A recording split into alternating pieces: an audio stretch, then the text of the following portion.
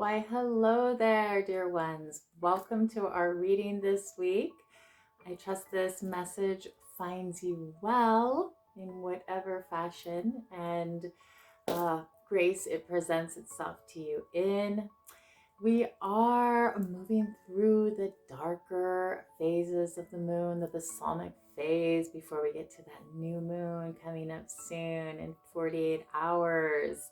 It will be happening in the wee hours of the morning on Sunday, Pacific time. I believe it's about 1 a.m. if I remember correctly.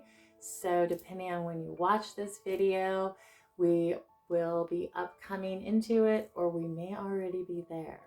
So if you're catching this in the Basalmic phase of the moon, remember, as always, take some time to reflect, quiet time in the dark of the moon. Remember, it's the time where we're kind of clearing out the dross, clearing out the old, clearing out the stuff that is not serving our greatest and highest good in a beautiful and graceful manner as far as possible, and opening up new space for the newness to blossom. This is definitely an important new moon, as after this we'll be moving into the spring equinox, and that's really when a lot of birthing will start. So remember, the seeds that we plant in this new moon will be supporting the equinox energies when the sun moves into Aries, and that fiery, cardinal, fresh, sprouting, blossoming, fruitful energy starts bursting forth, like that first bright green on the leaves of the trees that have been dormant through the winter and now are starting to bring forth that new light and freshness that you see in all of nature, that beloved Venus creation of the great mother moving through the earth, right? And birthing herself there. So that being said, we are in the dark of the moon. The moon is in Aquarius, and it will be just shifting into Pisces, actually, I think in the next hour or two as I'm recording this reading. And of course, Pisces, I do a soft spot for Pisces, being a Pisces rising, although when it is in the dark of the moon, we do have to watch out for the darker aspects, being it could be gloomy, depressed, really settling into like the shadow, feeling pressure and weakness, and just feeling like completely under the surface and seeing not quite the direction of which way to swim or where the light is. So remember to hold your focus and your vision of light, and that inner light within and that inner light above. Connect into your heart space, put your hand over your heart, and really calling your higher presence to guide you through this, to the watery depths of Pisces, to the dark phase of the moon, before we enter into the new phase with the sparkling tropical waters is more what I see the new moon in Pisces being.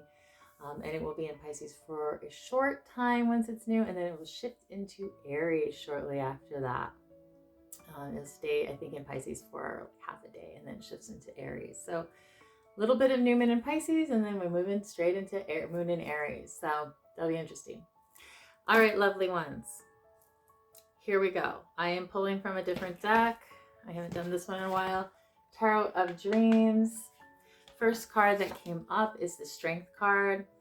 We are being given an extra boost of power, force, momentum, but we are to use it in a constructive, contained way so that it doesn't get out of control. When I saw these cards, I was like, okay, so we have the Mars-Uranus square tomorrow, Saturday, depending on when you're watching this. Could be today for you or yesterday.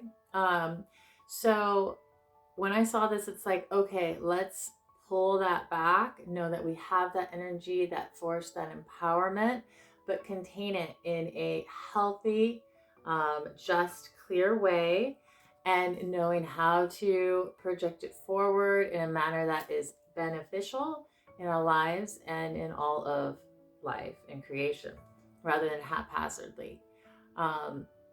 There may be of course, things out of one's control. And in that case, doing one's own best to come back into your heart space and the places that you can have some seemingly boundary and control. Because I mean, ultimately, the divine is in the great control of all things, right?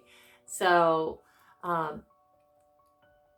knowing that. But this card is ruled by the sign Leo the lion, and it is that woman holding the reins of power and strength, the feminine energy, holding and containing that strength in a positive way so it doesn't grow out of control. And like, it's that primal force that moves the universe and blazes its pathway, but it has no consciousness, right? It just blazes and it can destroy things in its pathway. So with the containment and the direction and the grace of that direction, that's so important. That's what we're being called to. How can we have graceful direction of a powerful force that could create new pathways for good, or haphazardly and burn good things down as well as not so good things? So keep that in mind. Six of Swords is coming up. This is kind of like, it's travel, it's journey. It can be journey within, it can be journey without, but I feel like it's really calling us to take a stance of discernment as we are journeying forward, being cautious of the direction we move in, what we speak, what we say, how we project ourselves forward. In this card, she is moving carefully through this watery realm, moving carefully through the emotional realm and using our wisdom, our discernment. This is not a lot of the swords can be chaotic. This is not a chaotic card. This is a card saying, pull your energy back. Let's be discernment of how we're moving forward. Let's be strategic in how we're moving the boat. Is it in a positive way? Are we avoiding things that, like obstacles and things that are unnecessary? What can we see? What is our far ahead sight of things that are appropriate to move through? Do we need to approach this, or maybe we'll take this passageway around? So this is moving through the watery depths, through the emotions, navigating. And then the last card is the Emperor. So we got two fire cards of the major arcana. And I really kind of see this as a foreshadowing of moving into the sign of Aries and the spring equinox. We are being powered up in a lot of ways, and really maybe being tested to see if we're going to use that empowerment for the good, for the positive, as before we move into the water, before we move into the fire sign of Aries. So how are we being empowered at this time? So this one is kind of like that internal power, that primal power moving forward without consciousness. And so we have to bring our wisdom and contain it and direct it. This is kind of, the Emperor is like the guardian over the great kingdom. How are we guarding? How are we directing our kingdom? The kingdom, it can be within our body. It can be our surroundings. It could be our home, our family, our job, like immediate stuff that is directly connected to us. It could go further out. But how are we being the emperor, the empress, the one that is watching over, not just ruling the kingdom, but the emperor watches over the kingdom and is to make sure every citizen, every aspect of that kingdom is well cared for and is working in a congruent manner, because if one suffers, all will suffer. So how can we bring that healthy balance back to all? Okay. That I also pulled a couple other cards from the healing cards by Carolyn Miss, this deck, and it says, happy is the one who attends the needy. And it says, how easily are you irritated by the needs of others? Give away some of your time today, but not in a therapeutic sense. Attending the needy also includes surprise acts of kindness. So is there something we can do for another that is just genuinely kind and loving, that we're inspired? And I mean, maybe we've been thinking about it for a while. What comes to mind? And then also I'm pulling from the Good Vibes deck, like this one. I just felt inspired to do that. And it says, treat yourself like your own best friend. Treat yourself like your own best friend. Second one is, once you let go, your life takes flight. So this one is like we're calling and surrendering to the divine in so many ways. And this is trippy because the next one is, you cannot grow until you let go.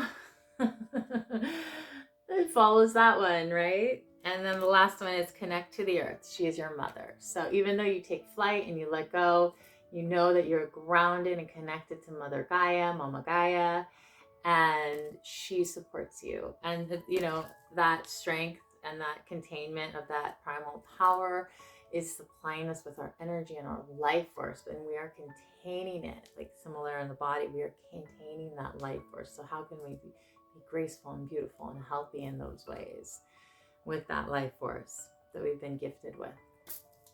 So, all right, my friends, I am wishing you a beautiful dark of the moon moving into the new moon. Remember, as things come up, let us breathe, let us process, drink lots of water. Water helps to process and clear things out.